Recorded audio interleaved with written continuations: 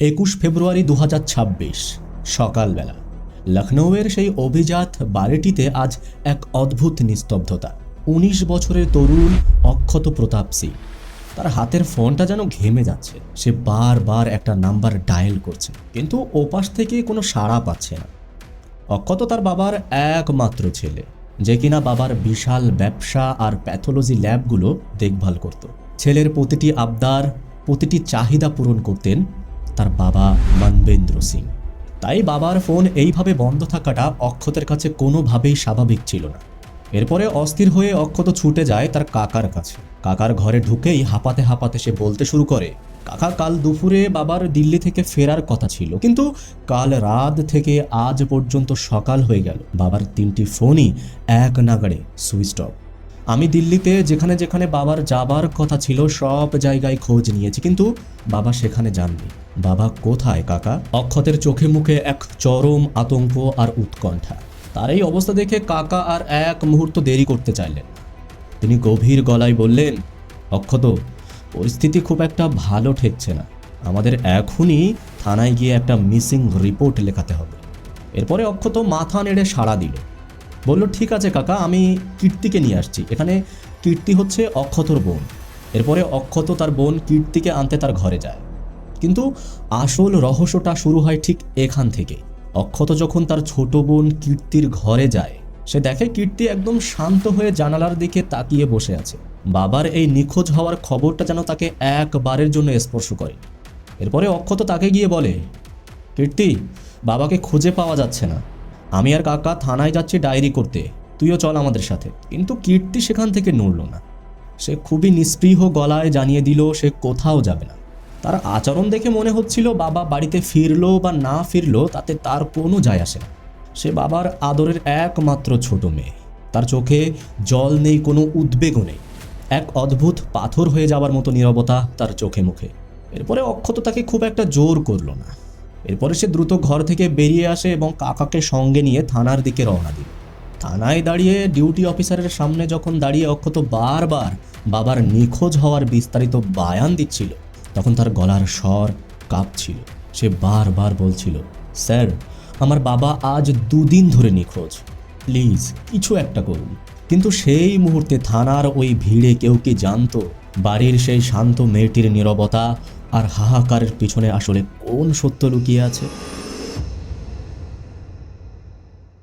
22 ফেব্রুয়ারি রাতে missing diary হওয়ার পর 23 ফেব্রুয়ারি সকাল থেকেই পুলিশ নড়ে চড়ে বসে। লখনৌয়ের মতো একটা শহরে একজন বড় ব্যবসায়ীর এভাবে উধাও হয়ে যাওয়াটা কোনো সাধারণ ঘটনা ছিল না। তদন্তকারী অফিসাররা যখন আশিয়ানা এল সেক্টরের সেই 4 তলা বাড়িতে গিয়ে পৌঁছালেন, তখন পরিবেশটা ছিল একেবারেই থমথমে। বাড়ির ভিতরে ঢুকতেই পুলিশের নজর গিয়ে পড়ে সেই 11 ক্লাসের ছাত্রী কীর্তির উপরে। মাহারা মেয়েটি যেন কয়েক দিনেই আরো শুকিয়ে গেছে। পুলিশ যখন তার সামনে গিয়ে দাঁড়ালো, কীর্তি একবারও চোখের পলক তুলে তাদের দিকে তাকালো। এরপরে পুলিশ অফিসার খুব নরম গলায় তার কাছে জিজ্ঞাসা করলে, মা, তোমার বাবা 20 তারিখ ভোরে যখন বের হন, তুমি কি তাকে দেখেছিলে? আর কোনো কথা হয়েছিল তোমাদের মধ্যে সেই দিন? প্রশ্নটা শোনার সাথে সাথেই কীর্তি ডুকরে কেঁদে ওঠে। কিন্তু সেই কান্নায় কোনো হাহাকার ছিল না, ছিল শুধু এক অদ্ভুত অস্থিরতা। সে কোনো উত্তরও দিল না। পুলিশ যতবার তাকে প্রশ্ন করার চেষ্টা করলো, কীর্তি ততবারই কথাটা এড়িয়ে যাওয়ার চেষ্টা করলো। সে শুধু বারবার একটাই কথা বলছিল, আমি কিছু জানি না, আমি কিছু জানি না স্যার। তদন্তকারী অফিসারদের অভিজ্ঞ চোখ তখন ব্যাপারটা দেখে একটু খটকা খেলো। সাধারণ কোনো আপনজন নিখোঁজ হলে মানুষ পুলিশকে সাহায্য করার জন্য অস্থির থাকে, কিন্তু এখানে কীর্তি যেন পুলিশকে দেখে ভয় পাচ্ছে। আর সেই নীরবতা আর অস্বাভাবিক কান্না দেখে পুলিশের মনে একটা জোরালো সন্দেহ দানা বাঁধল। এই মেয়েটি কি সত্যিই কিছু লোকাচ্ছে, নাকি তার বাবার নিখোঁজ হওয়ার পিছনে কোনো ভয়াবহ সত্য আছে যা সে মুখ ফুটে বলতে পারছে? তখন পুলিশ বুঝতে পারলো এই মুহূর্তে কীর্তিকে আর কোনো চাপ দিয়ে লাভ হবে না। এরপর তারা ঘর থেকে বেরিয়ে আসার সময় লক্ষ্য করলো অক্ষত দরজার আড়ালে দাঁড়িয়ে আছে, এক দৃষ্টিতে বোনের দিকে তাকিয়ে আছে। সেই চাহনিতে উদ্বেগ ছিল না, ছিল এক তীক্ষ্ণ শাসন। পুলিশ তখন সেখান থেকে বেরিয়ে এলেও তাদের মনে একটা বিষয় পরিষ্কার হয়ে গেল, এই 4 তলা দেওয়ালের ঘরের ভিতরে এমন কিছু রহস্য লুকিয়ে আছে যা কেউ জানে না। আর সেই রহস্যের চাবিকাঠি হয়তো ওই কিশোরী মেয়েটির কাছেই আছে। প্রিয় দর্শক, এই কেসের ফাইলগুলো ঘাটাঘাটি করতে গিয়ে সত্যি বলতে আমিও কিছুটা স্তম্ভিত হয়ে গিয়েছিলাম যে মানুষের মন কতটা ভয়ঙ্কর এবং অন্ধকার হতে পারে। তো যাই হোক, আপনারা যদি ভিডিওটা একেবারে শেষ পর্যন্ত দেখেন তাহলে আপনারাই বুঝতে পারবেন। আর আমরা নিয়মিত এইভাবেই আপনাদের জন্য পরিশ্রম করে যাচ্ছি, কিন্তু এই পরিশ্রমের সার্থকতা কেবল আপনারা আমাদের পাশে থাকুন।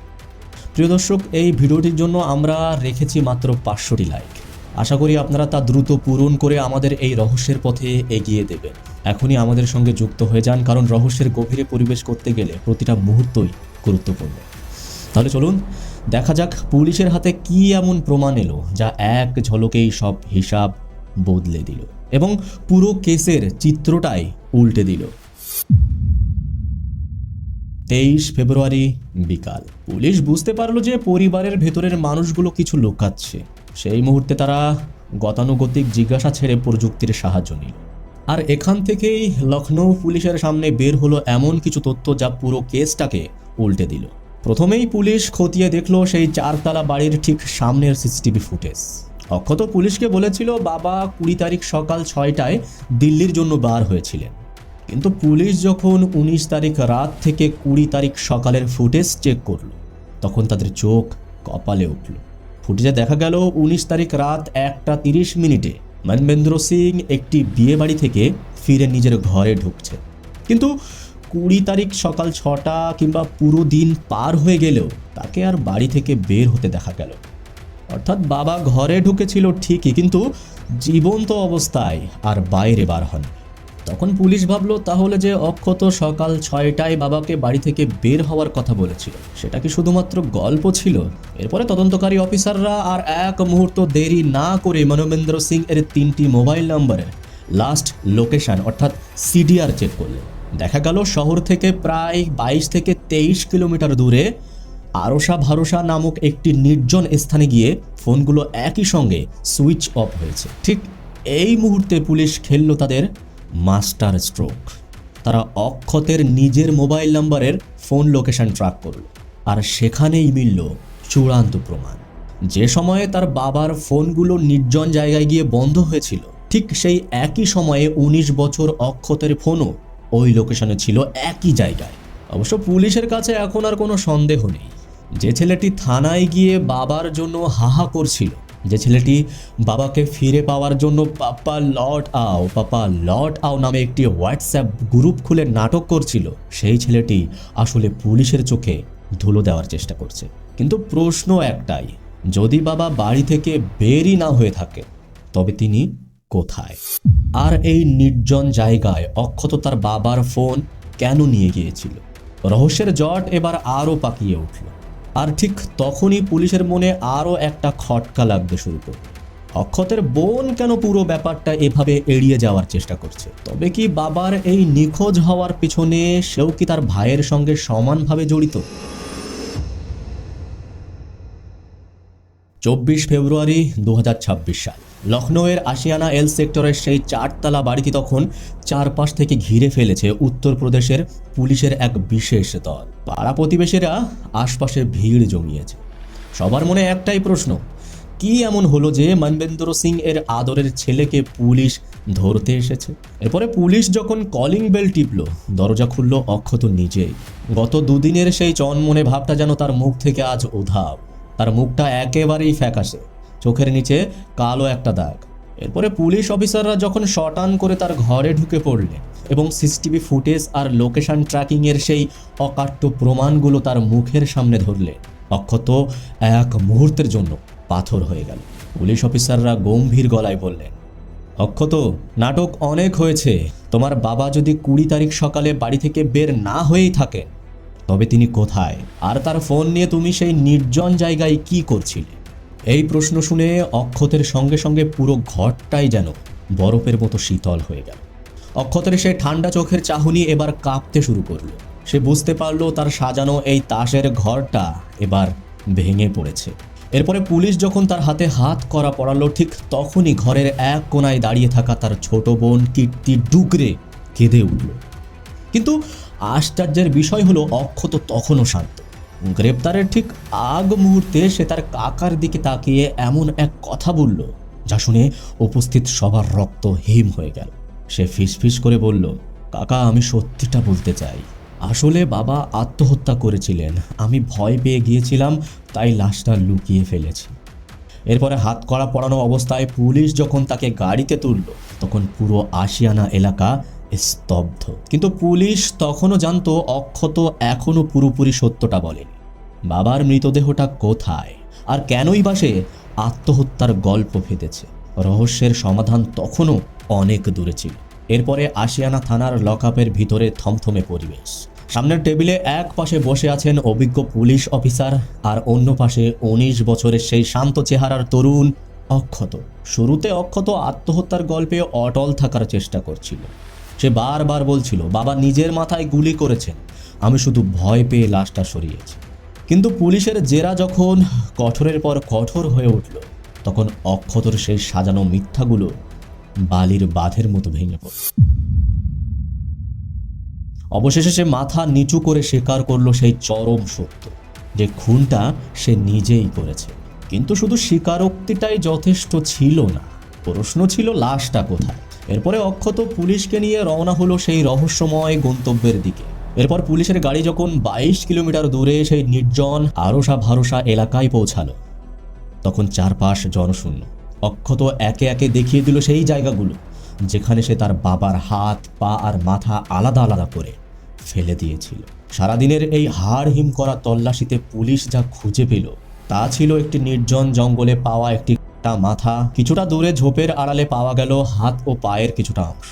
আরও উদ্ধার করা হলো মনবিন্দর সিংয়ের সেই 3টি দামি মোবাইল, যা অক্ষত নিজ হাতে এখানে এসে ফেলে নষ্ট করে দিয়েছিল।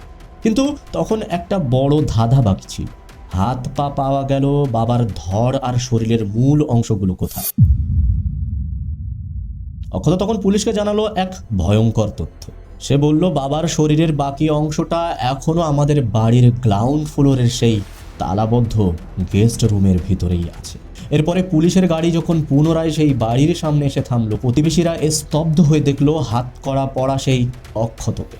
সে পুলিশকে নিয়ে সোজা চলে গেল বাড়ির সেই অন্ধকার কোণার গেস্ট রুমের দিকে। আর তারপর সবার নজর গিয়ে পড়ল ঘরের কোণায় রাখা সেই নীল রঙের প্লাস্টিকের ড্রামটির উপর।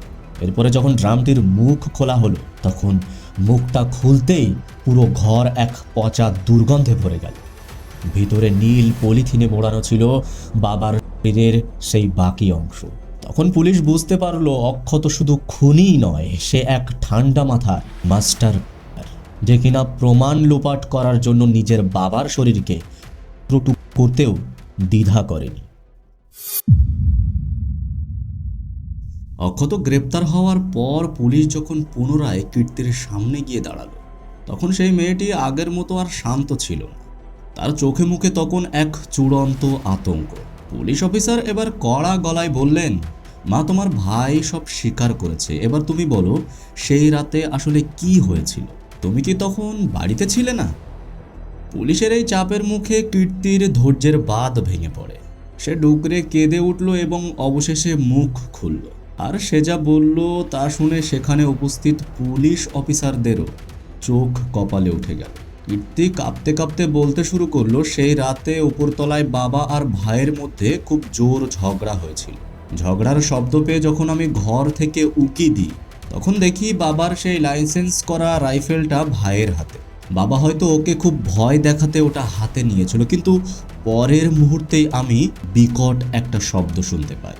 কীর্তি আরও জানালো, সে দরজার আড়াল থেকে দেখছিল তার ভাই অক্ষত বাবার ঠিক কপালে গুলি করেছে। গুলির শব্দে পুরো বাড়িটা যেন মুহূর্তের মধ্যে স্তব্ধ হয়ে গিয়েছিল। এবার কীর্তি যখন আতঙ্কে চিৎকার করতে চাইল তখন অক্ষত সেই রাইফেলটা নিজের বোনের দিকে তাক করে খুব ঠান্ডা মাথায় বলছিল, একদম চুপ। যদি বাইরের কাউকে একটা শব্দও বলিস তবে তোর কপালে ঠিক এমনটাই ঘটবে। নিজের ভাইয়ের চোখে সেই খুনি চাউনি দেখে কীর্তি এতটাই ভয় পেয়ে গিয়েছিল যে সে নিজেকে ঘরের ভিতরে বন্দি করে ফেলে। সে বুঝতে পারছিল না ঠিক কি করবে। সেই রাতের পর থেকে প্রতিটি মুহূর্ত সে এক অসহ্য ট্রমার মধ্য দিয়ে যাচ্ছিল। এমনকি ঘটনার পরদিন সে যখন স্কুলে গিয়েছিল তখন তার মাথায় শুধু ঘুরছিল তার বাবার সেই নিথর দেহটা আর ড্রামের ভিতর থেকে বেরিয়ে থাকা সেই নীল পলিথিন। অবশ্য কীর্তির এই জবানবন্দি থেকে এটা স্পষ্ট হয়ে গেল যে সে সরাসরি খুনের সঙ্গে জড়িত ছিল, কিন্তু সে ছিল এক অসহায় সাক্ষী। নিজের ভাইয়ের হাতে বাবাকে মারতে দেখেও প্রাণের ভয়ে সে এতদিন পাথর হয়েছিল। আপনাদের কি মনে হয়, তার এই নীরবতা কি শুধুই ভয় ছিল, নাকি তার পেছনে আরও কোনো গভীর রহস্য লুকিয়েছিল? অবশ্যই এরপরে যখন অক্ষতকে থানায় নিয়ে যাওয়া হয় এবং অক্ষতকে যখন জেরা করা হয়, তখন তার সেই ঠান্ডা এবং জেদি মনের গভীর থেকে বেরিয়ে আসে খুনের আসল কারণ। লকআপের সেই অন্ধকার ঘরে অক্ষত যখন মুখ খুলল, তখন বেরিয়ে এলো 9 বছর জমে থাকা এক অভিমান আর রাগের গল্প। গল্পটা শুরু হয়েছিল এখান থেকে 9 বছর আগে, যখন অক্ষতের মা মারা যান। মা মারা যাওয়ার পর তার বাবা মনবেন্দ্র সিং তার 2 সন্তান অক্ষত আর কীর্তিকে আগলে রেখেছিলেন। তিনি দ্বিতীয় বিয়েও করেননি শুধুমাত্র সন্তানদের কথা ভেবে। অক্ষত ছিল বাবার নয়নমণি, একজন বড় ব্যবসায়ী হয়ে তার বাবা চাইতেন তার ছেলে যেন সমাজের বুকে মাথা উঁচু করে দাঁড়ায়, সে যেন একজন বড় ডাক্তার হয়। কিন্তু অক্ষতের মন পড়ে থাকতো বাবার মদের দোকান আর প্যাথোলজি ল্যাবগুলোর ক্যাশ বক্সে। সে মনে মনে স্বপ্ন দেখত একদিন সে এই বাবার কোটি কোটি টাকার সাম্রাজ্য সামলাবে। অবশ্য সে ডক্টর হয়ে স্টেথোস্কোপ গলায় ঝোলাতে চায়নি, বরং সে চেয়েছিল বাবার গদিতে বসতে। এই চাওয়া আর পাওয়ার এই লড়াই শুরু হয় আজ থেকে প্রায় 4 বছর আগে। পড়াশোনা নিয়ে আর বাবার চাপের মুখে অক্ষত একবার ঘর ছেড়ে পালিয়েও যায়। সেবার সে একটি 6 পৃষ্ঠার দীর্ঘ চিঠিতে সে তার বাবাকে পরিষ্কার জানিয়েছিল সে ওই ল্যাবগুলো বন্ধ করে একটা রেস্তোরাঁ খুলতে চায়। কিন্তু বাবা মনবেন্দ্র ছিলেন জেদি। তিনি ছেলেকে খুঁজে আনেন এবং আবারও নিট পরীক্ষার জন্য প্রস্তুতি নিতে বাধ্য করেন। এরপরে অক্ষত পরীক্ষা দিলেও 2বার নিট পরীক্ষা দেওয়ার পরপরও সে ফেল করে। প্রতিটি ব্যর্থতার সাথে সাথে বাবার শাসনের শেকল আরও শক্ত হয়ে যাচ্ছিল। মনবেন্দ্র সিং তার লাইসেন্স করা রাইফেলটা প্রায় অক্ষতকে ভয় দেখানোর জন্য ব্যবহার করত, যেন সে পড়াশোনায় বেশি বেশি মন দেয়। কিন্তু এই শাসনই অক্ষতের মনে তৈরি করেছিল এক ভয়ঙ্কর আক্রোশ। অক্ষত বুঝতে পেরেছিল বাবার এই শাসন থেকে মুক্তি পেতে হলে তাকে চরম একটা কিছু করতে হবে। তাই 19 তারিখ রাতের সেই ঝগড়া কোনো আকস্মিক ঘটনা ছিল, বরং তার প্রস্তুতি শুরু হয়েছিল আরও অনেক আগে থেকে। 18 ফেব্রুয়ারি 2026, খুনের ঠিক 2 দিন আগে, যখন সাধারণ মানুষ দৈনন্দিন কাজ করতে ব্যস্ত, তখন 19 বছরের এই যুবক অনলাইনে ব্রাউজিং করছিল মানুষের শরীর যন্ত্রপাতি। সে অর্ডার করেছিল বড় একটি ধারালো ছুরি, একটি করাত এবং একটি নীল রঙের প্লাস্টিকের ড্রাম। অনলাইনে অর্ডার করার সময় তার হাত একবারও কাঁপেনি বা তার মনের মধ্যে কোনো দ্বিধাও তৈরি হয়নি। শুধু অনলাইনেই নয়, সে স্থানীয় বাজার থেকেও কিছু জিনিস জোগাড় করেছিল। সে জানতো খুনের পর রক্ত পরিষ্কার করা এবং প্রমাণ মোছাটাই সবচেয়ে বড় একটা চ্যালেঞ্জ। তাই সে আগেভাগেই বেশ কিছু ক্লিনিং কেমিক্যাল এবং ভারী নীল পলিথিন সংগ্রহ করে। আর সবচেয়ে ভয়ঙ্কর তথ্যটি ছিল, অক্ষত জানতো যে তার বাবা 19 তারিখ রাতে একটি বিয়ে বাড়ি থেকে ফিরবে। আর সে আগে থেকে জানতো বাবা ফিরলেই তাকে নিট পরীক্ষা বা পড়াশোনা নিয়ে কথা শুনতে, এবং বাবা আবারও ভয় দেখানোর জন্য আলমারি থেকে সেই রাইফেলটা বের করবে। আর অক্ষত যেন ঠিক এটাই চেয়েছিল। সে যেন এই সুযোগটারই অপেক্ষায় ছিল, যেন নিজের বাবার অস্ত্র দিয়েই তাকে শেষ করা যায়, যাতে পরে এটাকে আত্মহত্যা বা দুর্ঘটনা বলে চালিয়ে দেওয়া যায়। এরপরে 18 তারিখে যখন নীল ড্রাম আর করাত তার হাতে এসে পৌঁছাল, তখন সে জানতো ফেরার আর কোনো পথ নেই। তাই সে 4 তলা বাড়ির সেই পরিত্যক্ত গ্রাউন্ড ফ্লোরটাকেই সে বেছে নিয়েছিল এই হাড় হিম করা অপরাধের গোপন আস্তানা হিসাবে। এক পাশে নিট পরীক্ষার সেই বই আর অন্য পাশে বাবার দেহ লোপাটের সরঞ্জাম। এরপরে আসে বিয়ের অনুষ্ঠানের সেই রাত, যখন মনবেন্দ্র সিং বিয়ের অনুষ্ঠান থেকে বাড়ি ফিরে ঘরের ভিতরে ঢুকে পড়লেন। অবশ্য তিনি জানতেন না যে যমদূত আজ তার ছেলের রূপ ধরে অপেক্ষা করছে। অবশ্য এরপরে যথারীতি পড়াশোনা নিয়ে ঝগড়া শুরু হলো। বাবার আগের মাথায় সেই আলমারি থেকে রাইফেলটা বের করে অক্ষয়কে ভয় দেখানো শুরু করলেন। কিন্তু অক্ষত যেন সেই মুহূর্তের জন্যই ওত পেতে বসেছিল। সে এক ঝটকায় বাবার হাত থেকে রাইফেলটা ছিনিয়ে নেয়। মনবেন্দ্র সিং কিছু বুঝে ওঠার আগেই অক্ষত রাইফেলের নলটা ধরল বাবার ঠিক কপালের মাঝখানে। কোনো দ্বিধা নেই, কোনো মায়া নেই, অক্ষত ট্রিগার টিপে দিল।